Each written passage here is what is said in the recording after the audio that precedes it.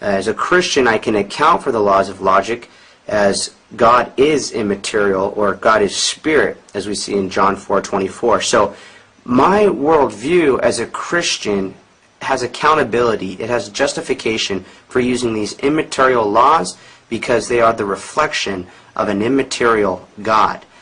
I want to issue a Laws of Logic challenge to Chad Williams and Mike Felker because you both have used the laws of logic in your apologetics and refutations of atheism, and there appears to be a decisive flaw in the Christian's ability to account for the laws of logic.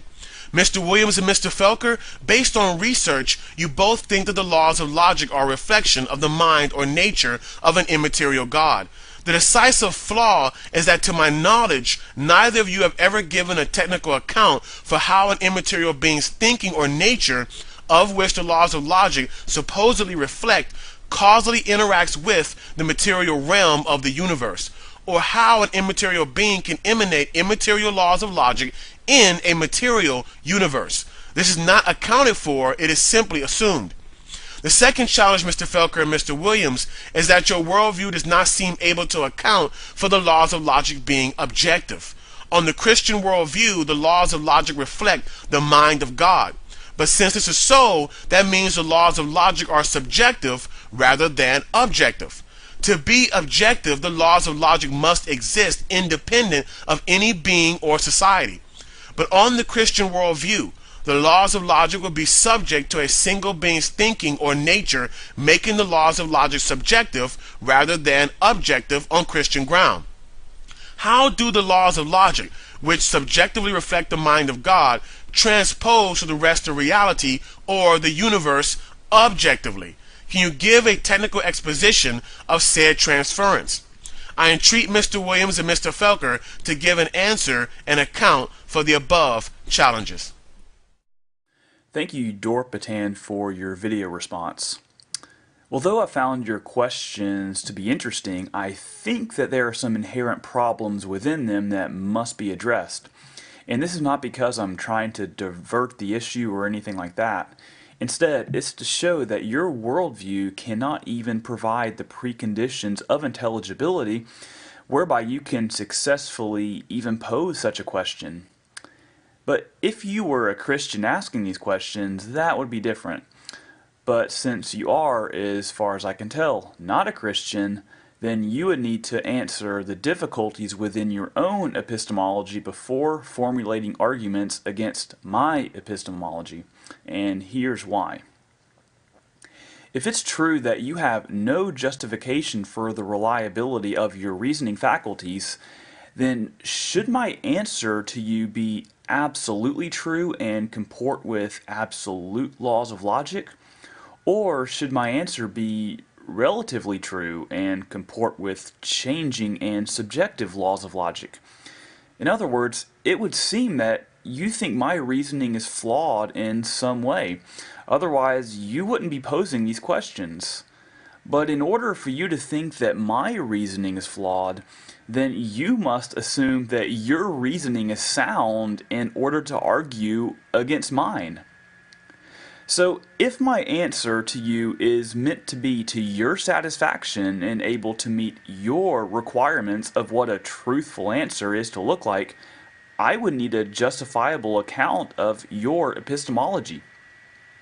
Otherwise, my answer could just be, purple penguins weigh Friday, therefore the much, and you would have no basis in knowing whether such an answer is a proper interpretation of reality. But if I were to take a stab at your first question, if you were a Christian asking me the question, I'd say that it's not necessary that we know the mechanics of how God can do this, but that He does it.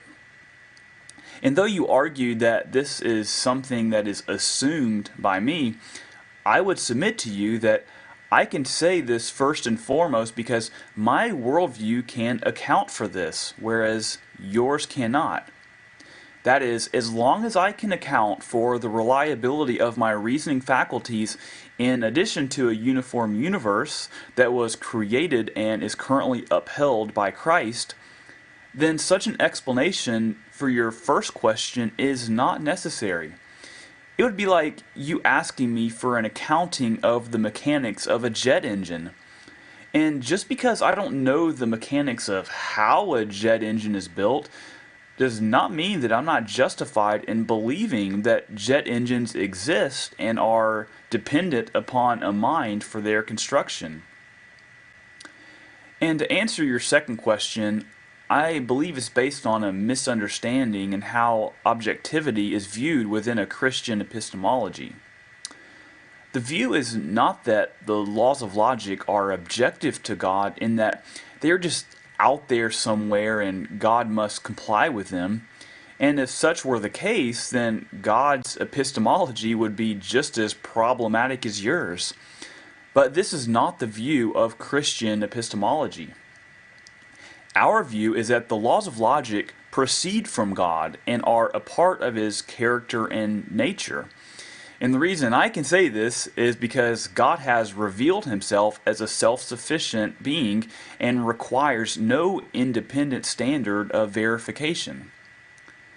But the bottom line in all of this is that in order for any discussion or debate to just get off the ground, both sides must provide their foundation for having knowledge and reason.